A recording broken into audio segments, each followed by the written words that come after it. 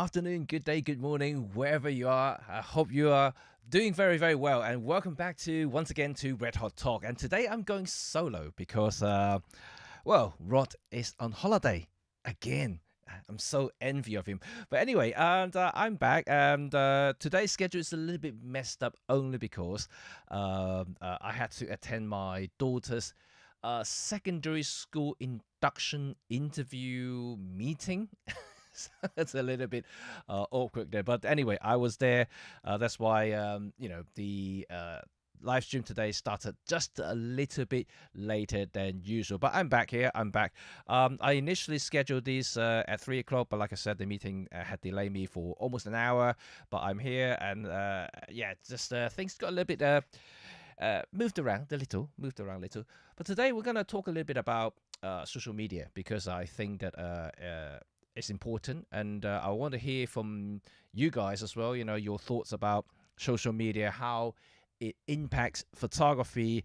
I also made a video recently about a news from BBC. In fact, not just BBC, it's anywhere if you Google it, and about a specific place in Japan. The local government has doing something to stop tourists, taking photos in that particular spot because it was causing a lot of trouble to locals.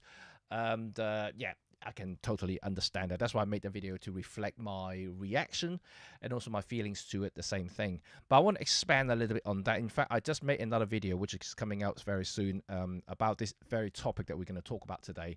And because I think as a photographer, as someone who really, really passionate and enjoy photography, I think we all bear certain responsibility. I think we all have to, trying to reverse some of these things that we've been experiencing and seeing in recent years. When I say recent years, I think it started almost basically the start of Instagram. I wouldn't pinpoint Instagram as this so responsible party for the phenomenon that we are experiencing today, but certainly they have fueled the change, so to speak, about the whole entire photography landscape. So before I continue today's topic, let's say hi to everybody. And I already see John Allen. Hi, John, and good to see you. You already said that Lumix S9 is out. Maybe before we start today's topic, let's talk a little bit about gear as well. And because we all like a little bit of a gear as well, as a photographer, as someone who enjoy to play around with technologies a little bit. I want to also hear from you, or your feeling towards S9. And I'm pretty certain you see the similarity in the design aspect, how the S9 looks a little bit like the old GM line that Panasonic used to do with the Micro Four Third, right? The GM1, the GM5, very similar in terms of aesthetic, just a bigger version of it. I think from what I've seen, it's totally. I haven't touched the camera, so I'm only reading and looking at things that you guys have already seen already. I think the camera looks a little bit big to me. And okay, David saying that it's just me losing audio from time to time. Right, I have fixed it. I have fixed the audio from last week. So if anyone hear anything wrong or anything, please do let me know, and I may have to further adjust it a little bit. Because so far I haven't seen any drop out from my end. I'm hoping it's just an internet issue. So hopefully, or maybe just a little bit of teething problem. Sometimes it does happen. But anyway, so go back to the S9, and I think the S9 is trying. I think it's Panasonic's effort into gaining a little bit of those audience who missed the GM line in Micro Four Third. However, the size is my main concern. If you look at the size of the camera, just based on the pictures and video that I've seen so far, the S9 size is round about like a Q size. It's a full frame compact camera, but obviously it's interchangeable lens. But it isn't actually that small if you compare to some other cameras out on the market right now. And it has a minimalistic aesthetic, very, very similar to GM. In fact, I have the GM here. Let me just take the GM down. Okay. Right, here's the GM, and so it's basically twice the size, maybe even 2.5 times the size of the original GM, which still to me the best Michael Four Third camera. In terms of size, and if you want the lightest and the smallest beast, nothing can beat the GM1. I mean, I know the GM5 and GM1 are, people can split between the two. People may think, oh, GM5 is the best, better one out of the two. But size-wise, GM1 is still the smallest. So if you want the smallest thing, the GM1 it is. So I guess the S9 is kind of along that line there, and Panasonic trying to say this is the smallest full-frame interchangeable camera you can get on the market. I think if based on the dimensions, yes, it is, but it isn't as small as you may think.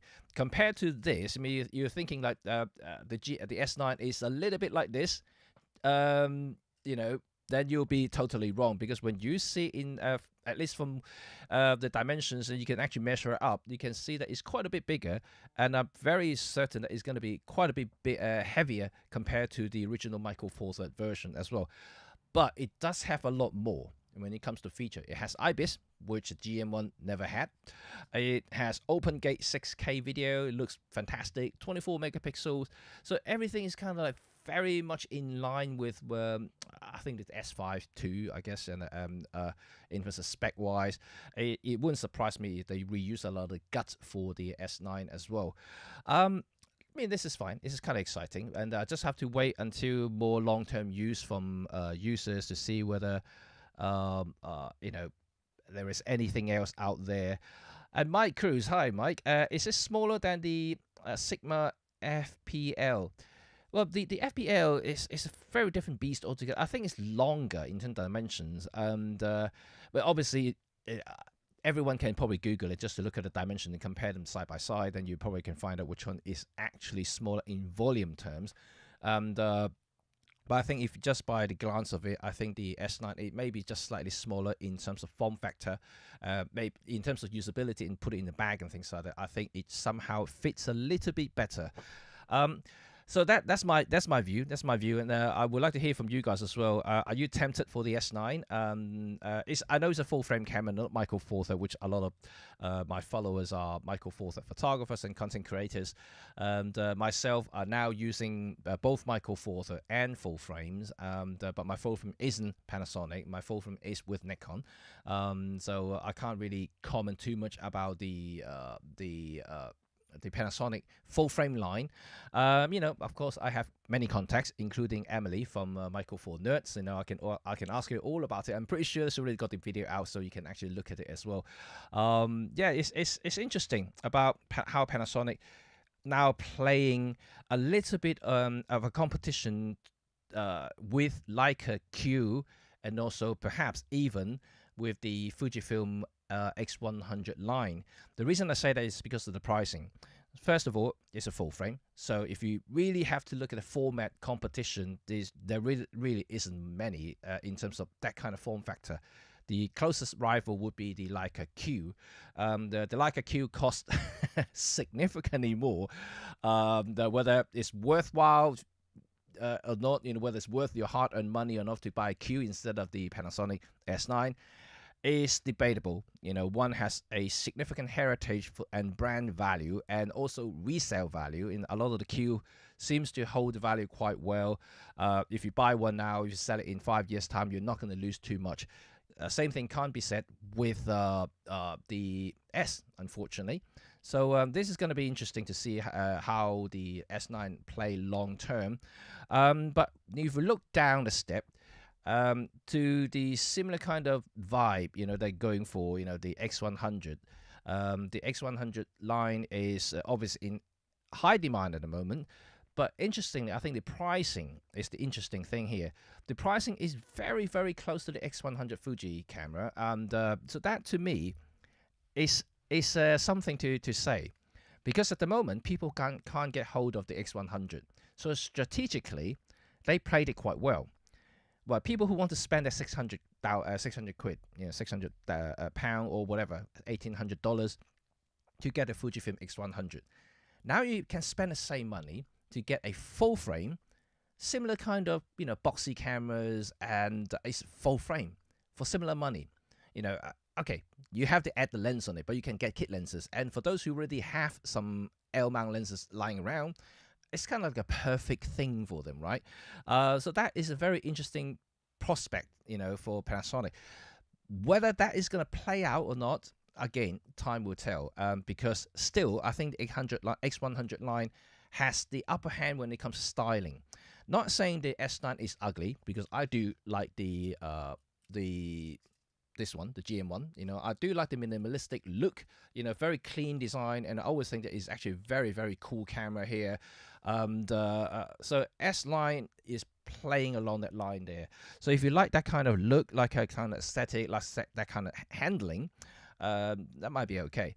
So yeah, we'll see. We'll see how the market reacts to the S9, because the competition is fierce in that space. Because S9 isn't exactly a retro camera, which is what the X100 is. In terms of features and specs, it's kind of stuck in between. They can't definitely compete with the Leica Q, simply because they don't have the same resolutions, the brand values and resale values, and the heritage comparatively. But yeah, I'm excited. Any new gear excites me, really. So, but anyway, let's drop down on the gear talk. Let's talk about photography, which is what we all are, right? And we're all very, very interesting, in photography. I myself is very passionate about photography. I made a video about my anger towards what's happening in Japan and around the world, because quite a few of you actually share your experience in that video. Most of you agree that same thing happening in your country, in your city. Things are not helping the locals, anything like that. They're always causing a lot of chaos, a lot of litters rounds. People aren't happy in general. So are we in a time that maybe overdoing a lot of stuff? Back in the days when I first started photography, there was no internet. That's how old I am. And there was no Instagram, of course, no YouTube. So if I want to go out and take photos, all I would do is to actually go there to explore the place myself and find my location, find my angle to take the shot. There were little references anyway, apart from those that you see on magazines, for instance. So it's not something that is very, very easy to do. And these days, you basically go onto Instagram, YouTube, Facebook, whatever. Just type in the location name, even Google. Just type in location name. You will see millions of photos of that place. And most of them would have the same angle, same shot, because they're all trying to take the same thing. This is the trouble. That's the trouble, to me at least, is that people think that that's a shot that they have to do when they get there. And that's the first thing that I want to talk about. It's some of these misdirections for even photographer beginners who wants to learn about photography. All they think about is that, so this is a great location, this is a great angle, so I have to take that. So everybody, when they go to that place, city, country, they would search that, pinpoint that location, mark it on the itinerary, saying that I have to be there, I have to take the photo, and there you go. They just go there, and everybody goes there, and eventually you will see that basically when you get there, you'll find that there will be like hundreds of people lining up with a tripod, with the camera pointing at the same thing, trying to do the same shots. And then they're going to post the same shots, and it's a mass effect. And in fact, you're going to see basically these millions of photos of the same thing ballooning to like another level. Sooner or later you're going to see like billions of these photos on the internet about the landmarks, about certain things, which is not surprising. So I guess my point is, should we do the same? And I guess for most of, I can hear some kind of, I think there's some interference in my headphone actually, and I'm just trying to adjust something. Can you guys hear me okay? I can see my audio level still going, just not sure whether you guys can hear me. So Mike Cruz saying, sounds like you're talking about tourism than photography. So social media ruined tourism, probably. Yes. Um, no, it's kind of linked together because uh, many photographer, myself included, when I first started photography, I was intrigued by foreign landscape, foreign places, foreign beauty. You know, like you see all these flower, mountains, river, lake, sea, whatever, anything, right?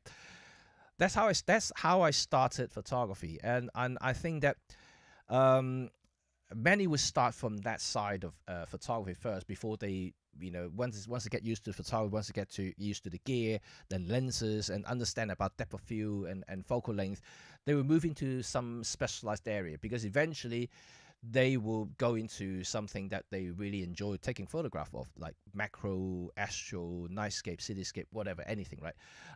Myself basically made the transition from a travel landscape photographer into portrait photographer that I am today. But I started somewhere, right? Everybody does.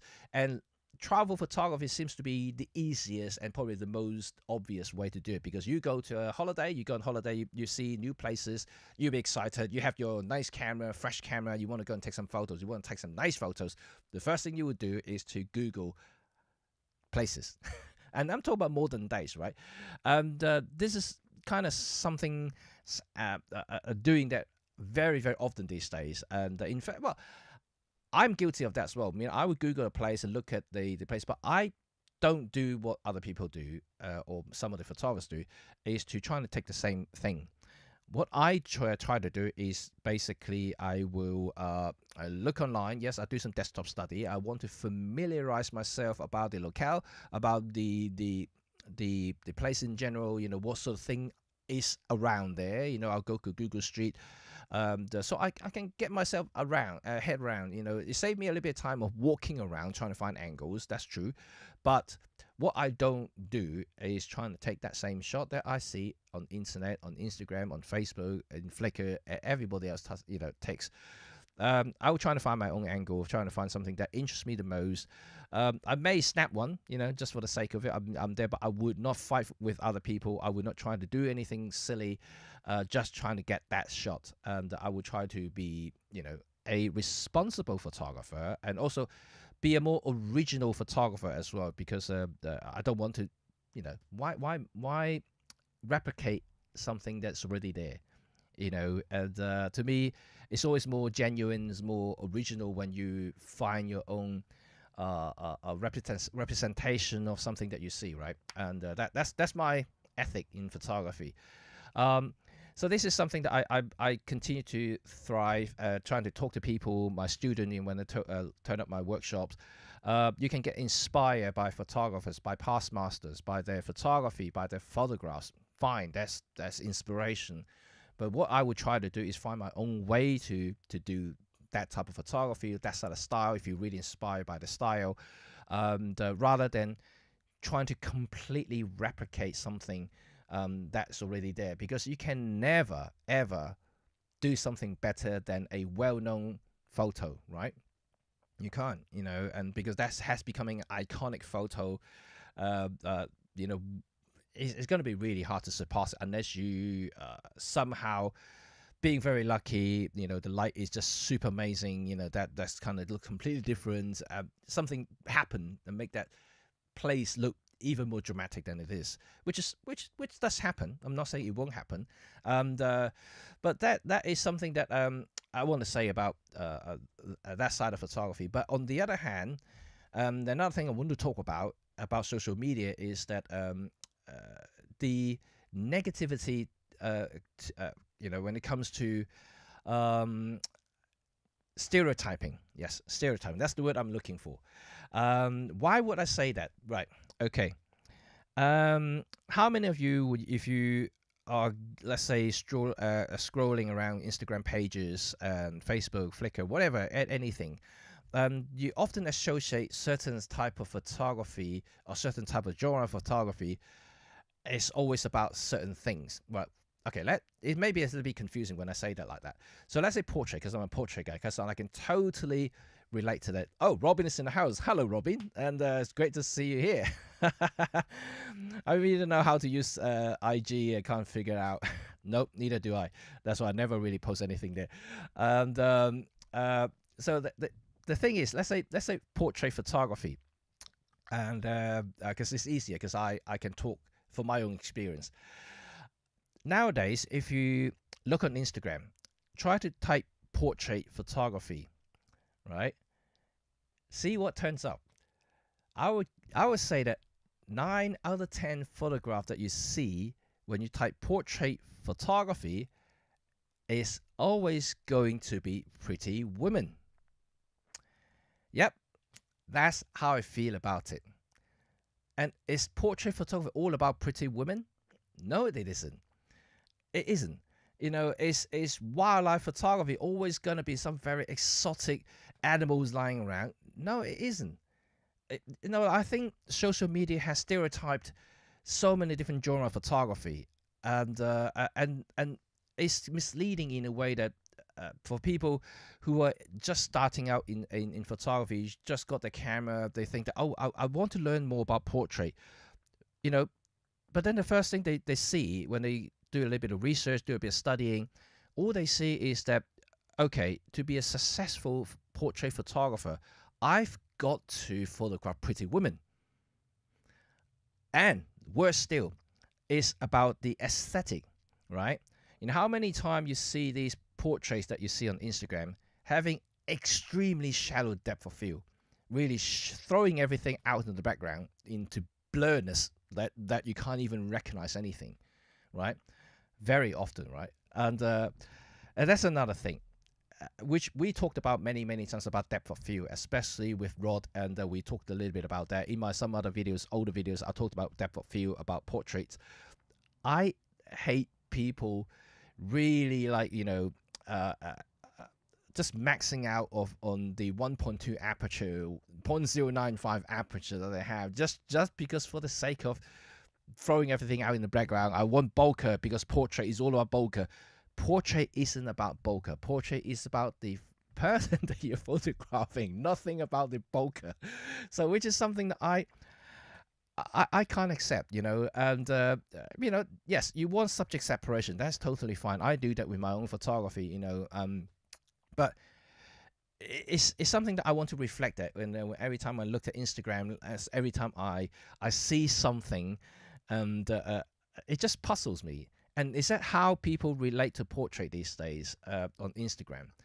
And I'm only, like I said, I'm only talking about portrait because I'm a portrait photographer. I relate that better, in my own words. And but if you Google the same thing about other type of photography, bird photography, whatever, wildlife, astral, landscape, it's always a certain aesthetic, right? It's always certain aesthetic. But are those aesthetics the the kind of like a standards for that type of photography? No, it isn't. There are many ways to do photography. There are many ways, many representation, many style that you can apply to your photography for that particular genre of photography. There isn't a fixed rules anywhere. So my struggle is that, trying to educate younger photographers, new photographers, trying to understand that side of it. Don't get sucked into the Instagram and change their mind about how they think about photography, how they see about photography. Because the way I see it nowadays is that Instagram isn't photography anymore. Instagram isn't a place for photographers to enjoy about photography. I mean, there are nice photos, don't get me wrong. I'm on Instagram. I do look at photography there, but I only do it on leisure. When I just scrolling around, just enjoying some pictures. And but when it comes to actually trying to learn something, trying to appreciate something, I don't think that's the good place to do it. I would just go back to the old school kind of learning, by buying photo books from past masters, like attending workshops, getting hands-on with your gear, go and shoot something, ask the teacher, why is this, why is that? Because don't forget that, at the end of the day, when you talk about photography, it's not so much about likes and subscribes and followings and online presence. It's about why you take that photograph in the first place. This is always my my advice to photographers, right? If you don't know why you want to take their photos, don't take their photos, and as simple as that.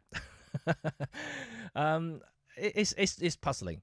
So this is a second thing that I want to talk about today. Obviously talked about tourism's, maybe a little bit of tourism's there. Photographer needs to be more responsible of their actions, but to sum it up, a little bit about the first point and the second point together, you can always see the similarities there. Why people, or why young photographer, or why photographer or modern photographers do what they do these days, is to get likes, is to get online presence, is to build up their popularities, is their priorities, and that's their priorities. They don't really think about photography. They don't think about the community within the photography industry. To me, it's probably the saddest thing about today's photography in general. And I'm happy about digital photography because it has opened up possibilities and also allow more people to access photography unlike anything before. And it's definitely, when it comes to long-term costs, it's definitely cheaper than starting with film compared to where I was before.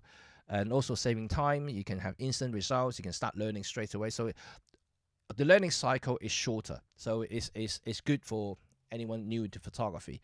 And because of the technology, you can also explore a lot of things. Because of the computational photography, you can also experience different kind of photography with ease, which I'm all up for those. But when it comes to social media, when it comes to online presence and things like that, I think the best thing to do is focus on yourself, focus on your photography, focus on what you really like, focus on what you want to tell your audience, your viewers, the story behind the photograph. Tell people why you take that photo. I think that really is the essence of photography, right? And the process of taking that photo, to me, that's the journey. That is why I'm a photographer today. That's why I enjoy it. It's nothing more than that. It's less so about gear, less so about getting 500 likes for my picture or 20,000 views in my next photo, video, whatever. It's nothing about those. And you see people talking a lot about portrait photography on YouTube, for instance, and they show examples. And this is, once again, if you see those videos, which I don't want to name people, I don't want to name channels, but if you see some of these portrait related photography channels, and once again, just like Instagram, a lot of the time they are photographing pretty women. And it's, to me at least, it's almost like downgrading us as a photographer. And we do many things than just photographing pretty women. I'm a photographer. I photograph portraits, right? You guys know I said it already. I photograph people with all shapes and forms, different ethnicities, whether straight, gay. I photograph everybody, and there's no definitive a line that I would say is good photograph among all these people. I mean, like, I treat them all the same, and I photograph them with the best that I can. I put in all my effort into photographing them, and it's photography. It's portrait. So it isn't just about pretty women. It's nothing about that. So I respect people who would sometimes stand up, because I see some comments on some of these photographs and commenting, why is this always just pretty women's here? I get it, I get it. If you have something pretty, beautiful to display, I'm pretty sure you get a lot of attentions, and with that attention, you normally get a lot of likes and following. But that isn't something that I would say it would last long term, because it's, people always associate your page as just pretty woman rather than your photographic skills. And more so, and your style has become fixated to a certain type of photography, because you're gonna have to always shooting with the 50 millimeters 1.4, the 85 with 1.2, or 135 f2. You're always gonna be doing that kind of thing, and to throw every background out of the way and blur everything out apart from the subject. mean, to be quite honest, if you really want to blur everything out, you must as well just go in the studio, have a blank wall behind it, because that that's the easy way, maybe the cheaper way to do things as well, right? Um, yeah, this is what puzzles me. Okay, let's see how well you actually understand what I said. I know that I may get a little bit heated, a little bit animated for the conversation that I had, because I do genuinely feel that that something needs to change, something needs to um, be aware when you are a photographer. I know most of you understand. I know most of you would probably agree what I said about today's social media and why I think is ruining photography, because what I just said. There are many other things which I can't really think of right at this moment in time. But what do you think? Like I would like to hear from you guys about your view about social medias, and do you photograph because you want to gain likes when you build your online presence, build your photography business? Because I do use social media to, of course, build my portfolio for my business. Not so much about likes, but also just about basically having a portfolio that people can see it. And but other than that, I'm not really, sharing anything or trying to become an Instagram influencer based on my photography. That isn't really something that I do, because I do have a photography business. I do have people basically recommending my name to other clients, to their friends and family. I gain my business, I grow my business organically through that direction. It's not so much about having social media and things like that. It's nothing about it. If they share the photos, that's fine, that's up to them. But that's even better, because that's organic, right? The clients share a photo and tag me into it. It's the best advertising for me. And so it's rather than I trying to do certain things, certain styles, certain stereotyping things there to gain likes and things, to build up that profile, then people can just click on me hoping that I can do the same thing. And don't forget that you can also run into a lot of danger when you do that sort of thing in business terms, and which I can talk about in separate time as well. But anyway, let's see what you guys think about Instagram, Flickrs, Facebook, and is there anything that you may want to add to what I said, to see whether you agree on what I just said there. So Mike here, and here's how IG works. You follow a bunch of interesting people, and IG shows you everything but that. Yes, of course. And let's see, I haven't been on IG, but still all coming from phones. I'll imagine these shots don't have bokeh. Yeah, it's quite interesting now. Like when Instagram first started, it's all about sharing the moments from your phone, like instantly. Instagram, yeah, instant. That's kind of where it came from, yeah. And but now you see, like, people don't do that anymore. Rarely, really. People who have big profiles, they always have the photo being touched up, edited heavily at home weeks after they actually took their photos, and post on Instagram after they've done all the enhancements. So that really isn't about Instagram anymore. Instagram is no longer Instagram. Instagram is now becoming an advertising space for individuals. It's a very different ethics these days in Instagram. So I'm not entirely sure, but there are people still posting things from phones and things like that. But you see a lot of the bigger names in social media. You find that most of their photos are basically a proper photograph from a proper camera, and then edited, enhanced it, and then post it back to Instagram. It's no longer like a proper instant thing anymore. And Seraphine say that even though I don't do film photography, I tend to follow film photographers because it's more about photography than gear. That is very true, because when it comes to film photography, you find it often that they just show the photograph without even telling you, much of the gear that or what kind of gear they use to photograph that. And if you see a lot of digital photos on Instagram or any social media, they very often, because let's say they just bought a brand new lens, they would just brag about it. Oh yeah, this is shot from the latest Leica Noctilux 0.95. I just spent 10 grand on that lens, so I have to tell you all about it. Tell you that this photograph is photographed by my £10,000 lens. They do, right? Or brand new camera. You know, like, oh, I just bought an S9. Look, this photo is from the S9. That's it. You know, that's social media for you.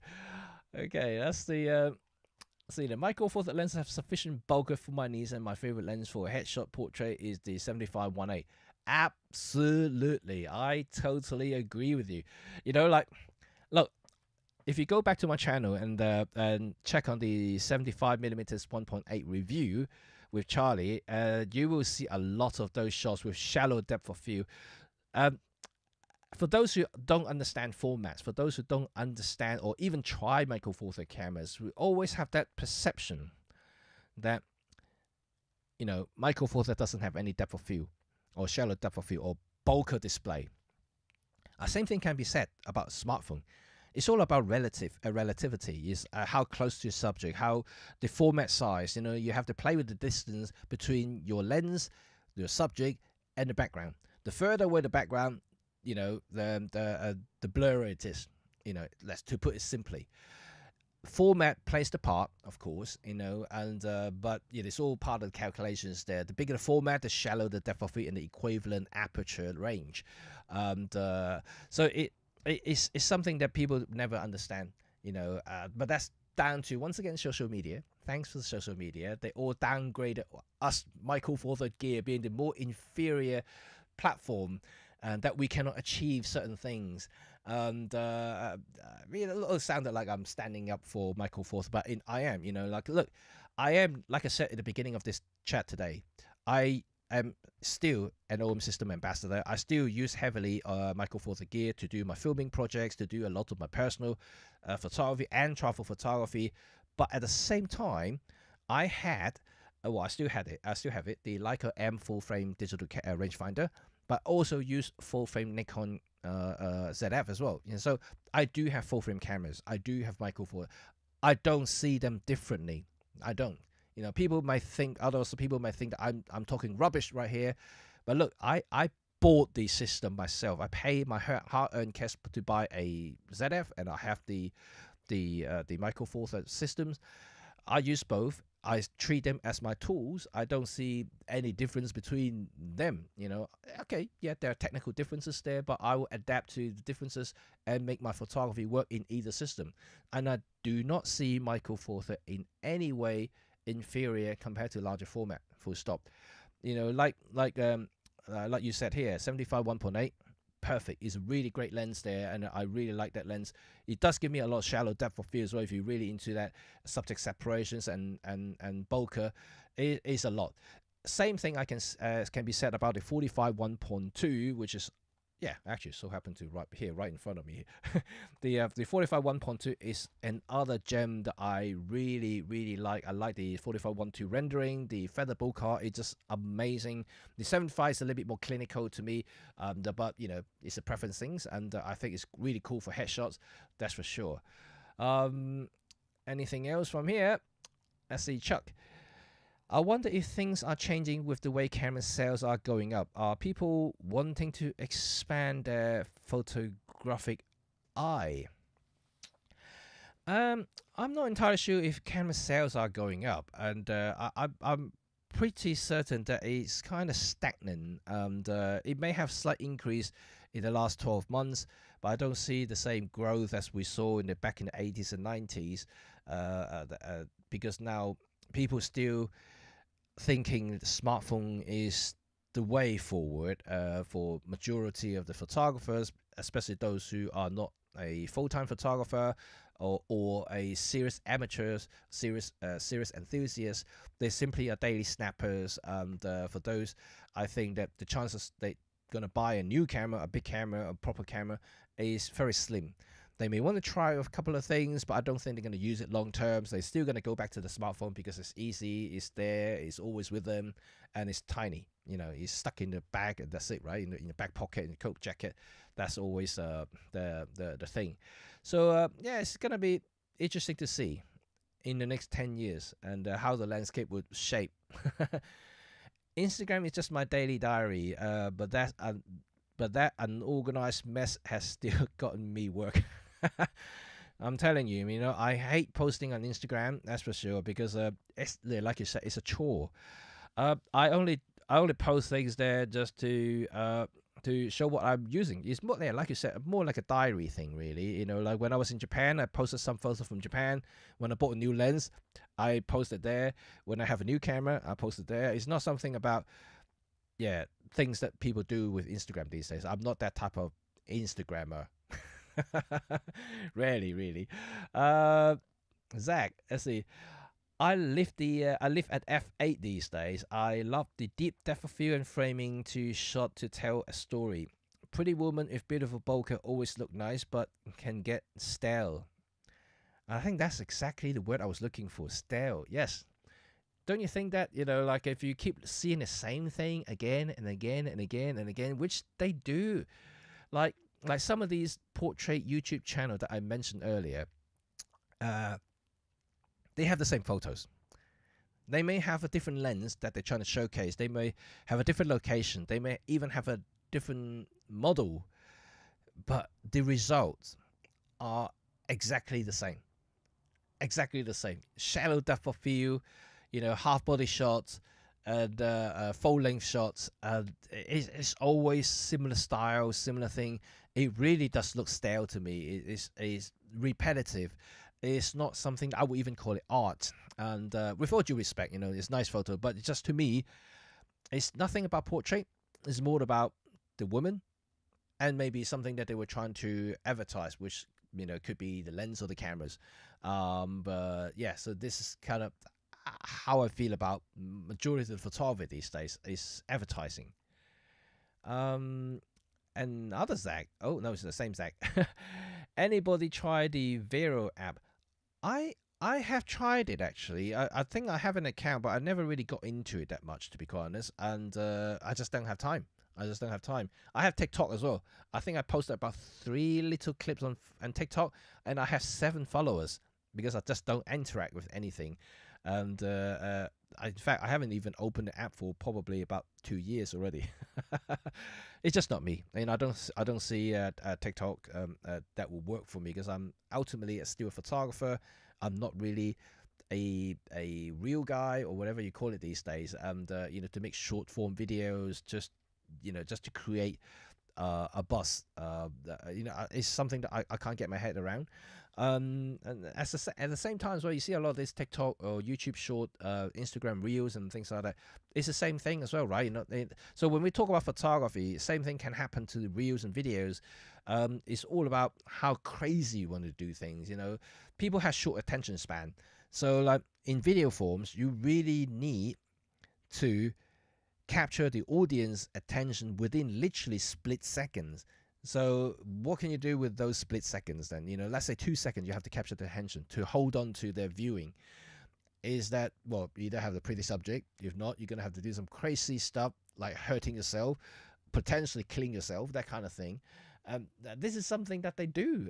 And every time you get these short video clips on Facebook that pop out to you, you click on them. How many times you see silly things? Many times. Stage acting, crazy things that could potentially give a wrong message to people, fake informations. It's all over the place, and this is something that I'm trying to avoid myself and trying not to even engage in those stuff. But unfortunately, the algorithms continue to push those stuff to me. Whether I like it or not, is always appearing in my Facebook page whenever I scroll up and down. And the reels as well, every time I open, is something happening. I don't know. So the things go back to what we talked about. Has social media killed photography? Yes, I think so. And also, should tech companies in like the Meta, who now control Facebook and Instagram, or other people, like in YouTube, for instance, Google, and should they be more responsible about these sort of things? I'm not entirely sure, because they wouldn't care how photography being shaped by influencers and stereotyping. I don't think they even give a monkey about any of those stuff because that's not their specialty. To them, they more care about profitabilities, how many phones they can sell, how many analytics data they can gather. That's what they're interested in. Despite what they talk to you guys about whenever they launch a latest Google Pixel phone, they're like, "Oh, photography is the best thing. We have the greatest camera ever in my phone," and these sort of it just really annoys me. Really annoys me. You're not really interested in photography. You're not really understand photography. You don't really, admire photography the same way a genuine photographer do. And no, they don't. All they care about is sales. And that's something I believe is just frustrating to know. But like I said, we can't change it, and we use it. We are part of the whole thing now, right? And we can't avoid it either. If you ask me to stop using Instagram or Facebook, I don't think I can, because I do interact with my customers through those space, and I'm adapting at the same time, trying to incorporate social media in my workflow. But at the same time, I don't want to suck into the stereotyping side of it, or further damaging photography community by doing what a lot of photographers are doing out there now. And I know it sounded horrible and sounded a bit harsh, sounded a bit perhaps even blunt to a lot of the photographers that I out there. They're doing great jobs. They are adapting very well. They have a great online presence, and they have displayed brilliant works. But I just said what I have to say about how I feel about today's social media, and causing a lot of misinterpretations, misleading young photographers who want to learn photography, and also about, generally about people overcrowding certain spots and things like that, like I mentioned in another videos of mine already. Yes, just a sad things. Oh, Angela is here. Hello, Angela, and greeting from Netherlands. So, Chuck, when I was at Grand Canyon, I can't tell you how concerned I was with how far people will go for a selfie. Well, that's exactly what I just said, right? People will do really crazy stuff, I'm telling you. And all you need, like I said in my other video, is all you need just some silly people just so happen to injure themselves, if not really killing themselves. Then you have a ban in certain location, and then you're ruining everybody else's chance to take a photograph. You're ruining certain something that potentially be nice and natural, and becoming something artificial, because if something happened there, let's say that if there's a death or accident, really horrible accident happen in that particular spot, and the government's going to look at it, they may not ban people, but they may impose certain health and safety restrictions by installing barriers, installing this and that, and ruining the natural beauty of that particular spot. And is this something that you really want? And no, I want the way it is. I want the way it was. I just want it to be natural. I don't want any barrier fencings or things like that, signposted everywhere to just destroy the natural beauty of the spot. But all you need, like I said, all you need is just a couple of silly people hurt themselves, and that will happen. And I've seen that time and time again, even in London that I am here. One particular spot that I can tell you right now is St Dunstan in the east. For those who are living in the UK or live in London in particular, who you probably know the spot. St Dunstan in the east is a church ruin right in the city of London. And that particular spot used to be a great spot for photograph. I took my clients there. I photographed many things over there, but I would never ever damage anything over there. But as that place got more popular over the last few years, and you're starting to see a lot of Instagrammers going there doing silly things. And guess what? Well, you guessed it right. No one got really injured or seriously hurt, but because of what they did in that particular spot, and now there's a local ban saying that no photography close to the structure. Now they signposted, they have patrol there, so they can tell people off, get off, don't, no photograph there. Now they are imposing things like that, and all because of people swinging around these old ruined columns that could potentially collapse any seconds. And that's all it is. That's all you need is a couple of silly people doing silly things, and then they put a ban on it. And then what happened? Well, all of those people who really want to capture something really nice, then you lose that opportunity forever because of these people. There you go. Anyway, and I'm still a little bit upset about the whole thing, and let's see what Angela has to say. Lumix has more time and resources for creating a camera S9 special for the social media. Instagram has more photos than has ever created in history before Instagram. Interesting, right? And yeah, we did talk a little bit about the S9 at the beginning of the chat before we start talking about social media. I know that these days still a lot of people, when we talk about the next generation of camera, we always talk about connectivity. We wanted to share photos instantly directly from the camera. People are still talking about that. I think it's going to be interesting whether we will get there from the current form of manufacturing and design, and camera makers still don't have that belief that they need to do that.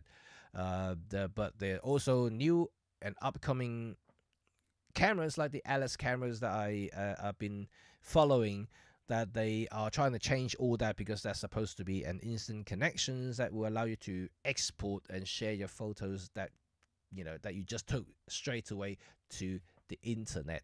Yeah, this is I'm not sure. I'm not entirely sure whether that's a good thing or not. In that sense, not so much about technology, but that's the technologies that's heading, and I'm sure it will happen. But it may not be in short term. But Lumix S9 certainly an interesting take on something that I believe Panasonic, or in fact any camera manufacturer, should be making, is a very small, compact, minimalistic camera. But I think Panasonic may have misread my thoughts. Not that I can have any influence anyway. S9 may be an interesting camera, but I would rather they make a GM1 Mark II or GM2 or whatever, GM something. I want them to make a small, tiny Micro Four Third camera instead of tiny full frame camera, because there is no such thing as tiny full frame camera, because you need a certain space for the sensor, you need certain space for the IBIS mechanism inside, you need certain space for the mount itself, because it needs to cover the image circle coming out from the lens to the sensor. So the camera needs to be a certain size, so it can never ever be this small. That's the fact. You just can't. You can't have this kind of tiny camera. The only way to do it is to do a Micro Four Third camera. That's probably the only way, unless you go to the Pentax Pentax Q. Pentax Q also a tiny interchangeable camera, but it's a much smaller a sensor. That's why it's much smaller. But I think that's maybe that particular system may be just a little bit too compromised in terms of image quality, and I still believe Micro Four Third has that good middle ground between image quality, portability, and also agility when it comes to travel or moving around. That's how I feel about it. Chuck, I say, would you be okay with a new GM1 without IBIS? Imagine IBIS at size. Yes, I have no problem with a camera without IBIS. Look, I bought the ZFC. Remember, some of you may know that I have a ZFC. That camera hasn't got IBIS. I know that these days we are kind of get spoiled by IBIS technologies, and myself included. I'm not getting any younger. My hands are getting shakier every day. So I'm not complaining about having IBIS. It's a godsend, and I think it's a great invention, and I love it. But I'm at the same time, I'm also happy without IBIS, and because I grew up with cameras without IBIS. I still shoot my Leica rangefinder, film and digital, without IBIS. I still photograph with the ZFC without IBIS. In fact, I photograph a lot of things without IBIS. And so yeah, it's something that I wouldn't say that it's a bad thing. And without it, it's probably just more raw in that sense. And but if you make a GM1, whatever, a Mark II, whatever, without IBIS, but give me all the computational stuff, and all the speed, the updated sensors. I'm happy. Make it a photographic centric tiny camera. Yeah, because for photography wise, you probably don't need as much IBIS as much as video, or maybe long exposures as well. But you can make a tiny version GM1, or you can make a GM5 Mark II that has IBIS, which is slightly bigger body, and then you can have the best of both, right? And I will buy both. I will buy the GM1 Mark II, whatever, for photography without IBIS, and I will buy another tiny one just for video work or something that I need IBIS with. That would be cool. And I really want to have something like that, and that would be really, really awesome. At the same time, of course, I am still wishing OM System to make a new Pen F. That will be my dream, because Pen F really is a special camera to me. I still have it right here. I still shoot with it. In fact, you'll probably see some clips in my upcoming vlog talking about a little bit about social media and also about photography in general that I shoot with the Pen F, because I think that particular camera really resonates me as a photographer. It feels good in the hand. It may not be ergonomically perfect because it hasn't got the grip, but it just feels special. The whole thing just feels special. The feel of it, the construction, the ergonomic in terms of where the button layouts and all the other things, the dials, all kind of tailor for a photographer. I really like that, and I'm just hoping OM System would eventually do something about the pen and release a new Pen F2. That will be my dream, and I'm not sure whether that will happen ever, because obviously the priorities has changed, and in the company they obviously now very much favor like outdoor stuff, wildlife stuff, macro stuff, which is not really what Pen F was designed for. It's a street camera, it's a travel camera, so it isn't really something that they would like to. In fact, I think the OM5 has taken over that space, because if you want a slightly small form factor, so the OM5 will be that camera. Smaller body, having IBIS, full feature, weather seal. I mean, OM5 is lovely. I love the OM5, but if I have to follow my heart, then it would be the Pen F.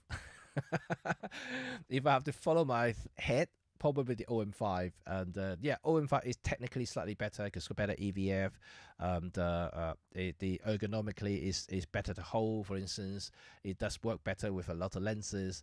But yeah, it's an emotional thing. And don't forget, that photography also about emotional attachment as well. And it's something that you feel emotionally attached to. You feel that you're more likely to pick up that camera and shoot with it.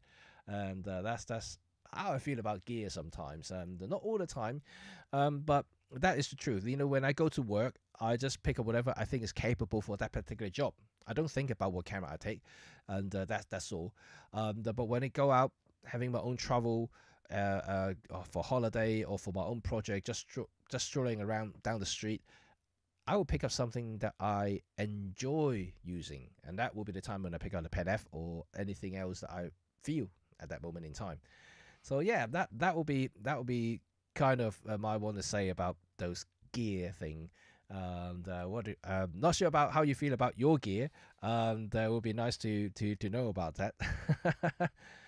So let's see. Chuck has a final comment here. Sadly, in the heads of camera manufacturers, it seems that a small camera equals to a beginner camera and therefore lacks feature. That's an interesting take, but I have a response to this statement here. Okay, if I asked any photographer, and any of you, in fact, any of you, what do you need for a camera, or for you to take photograph? What really do you need in a camera? If you can tell me, and leave me some comments there, then you will answer that question quite easily. I think that these days manufacturers have drawn the line to differentiate pricing by price points and misleading them in a way that beginner level cameras are rubbish, lackluster in performance, and also lack of features.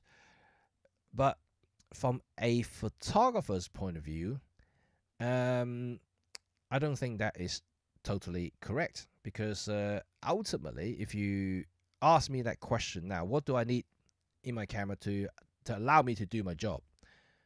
And I would just say, all I ever need is a capable sensor, something that I can allow me to adjust exposure triangle. That means that ISO, shutter speed, and aperture. Then that basically it. So as a matter of fact, I think in my eyes, I could use the EM10 to do my job. I could use, if I really want to, I can use a tiny compact camera to do my job, because as long as they can allow me to adjust certain parameters, it's no difference to anything. And like I said earlier, I can shoot with my Nikon ZF, I can shoot with my OM1 Mark II, I can shoot with my 10-year-old or almost 10-year-old EM1 Mark II, and it's there's no difference. Like to me, that I don't think that they make any difference in my line of work, in my jobs, in terms of how I want to present my work. I just have to adjust myself to whatever camera that I'm shooting with, because I know the limits of each of the cameras, and I know the strength of each of the cameras, and I would obviously not trying to head towards the weakness side. I'm trying to focus on the strength of the cameras and trying to work with the strength of the cameras and produce work within the strength of the cameras, if you know what I mean. And there are a lot of strength in Micro Four Third. There's also a lot of strength in other formats like full frames or whatever. So you just have to pick the right tool for the right job. So to answer your questions, though, I don't think that the misconception about beginner cameras is good in a way for people to understand cameras in general, because manufacturers may say that, oh, this is a beginner level camera, it lacks this, it lacks that. The word lacks is not good. The word lacks from a lot of the reviewers is bad. I don't think it's lacking, because it's actually having more than enough for anyone to take great photographs. If you ask anyone, pick up the EM10, if you are capable, you can use the EM10 to still produce the same work as the OM1 Mark II. There's no difference. You can get the same shot, same result. Minus a tiny technical differences, but then you can. So I think that we are partly responsible for that when we come to reviewing gear. The wording that we use may be slightly incorrect. So I have to, in the future, trying to correct myself, not trying to use lacking, because I don't think that's the right word to use. Comparatively, I think, yes, you may have more features on the high-end cameras. They may be more rugged, but ultimately they are tailored for other users and other power users, for instance, and for those who would definitely exploit those features, who need those speed, who need the ruggedness and the build for harsh environments, for instance. And how often do you need a camera to go to Amazons, right? Like a rainforest humidity of like 120%, whatever. No. You don't go to those places on a daily basis. You don't live in those places, so you don't photograph in those places. Occasionally you might go there, in a once in a lifetime trip, whatever, your bucket list trip. You go down there, and you can consider buying a separate camera for that trip if you really want to. But ultimately, how many shots in your lifetime are going to be photographing in those environments? Probably very, very small and minimum. In that case, you don't necessarily need such a rugged camera to start with. But that's how marketing people tell you that you need it. And so that's how people are drawn into it and believed, oh yeah, I definitely need those. Beginner cameras are no good. They are just too rubbish. They're not suitable. But like I said, they are still a camera. They are just a camera that is equally can be exploited by the capable hands. John Young, if you like the ZFC, I agree, but I like the grip on the Z50 and no problem without IBIS. Yeah, I just like the ZFC because it's aesthetic. I said it out loud. I mean, I'm guilty of that. I do like the look of the ZFC. That's why I got that. And ZF-750, it's got a grip. Of course, it's definitely more comfortable to use. Definitely better when handling bigger lenses, and that's for sure. Right, finally, I'm happy as hell with the new Panasonic camera. It's a disappointment for me. I got the ZF not too long ago. I hope you're enjoying your ZF. I do. I have been shooting with it almost daily or every other day actually for the last 6 months now. I've been thoroughly enjoying it, and so is my LM1 actually. I kind of shoot them both interchangeably quite a lot. In fact, I got some new lenses coming out to review, which you may have seen some already on my channel about some of the Viltrox lenses, but I also have some new Micro Four Thirds lenses. So I'll give you some advance notice if you guys are interested in some Micro Four Thirds lenses. I got one very interesting lens, very interesting. Maybe even the first in the Micro Four Thirds RAM, so that would be kind of cool. And of course, you know, there's still going to be a long overdue video for the Grail lens that I purchased in Japan, the Voigtlander 29mm Super Nocton f/0.8 prime lens, and that is a beast. I mean, I've got a lot of photos from that lens, and I've been shooting with that. I've been so happy for my own personal stuff, and I even took it to work once. And so I just photographed with that Super Nocton, and it just creating this special images coming out from that Voigtlander. It's just amazing.